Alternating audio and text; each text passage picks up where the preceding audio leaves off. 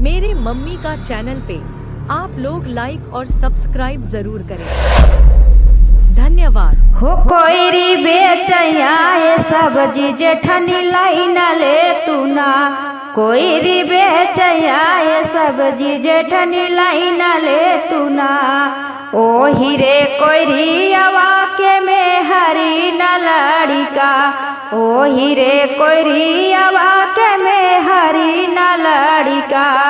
हो जेठनी दाइना दे तू ना अपने पियवा के बहिनिया, जेठनी दाइना दे तू ना आपन छोट की ननदिया, जेठनी दाइना दे तू ना आपन लहुरी ननदिया, जेठनी दाइना दे तू ना।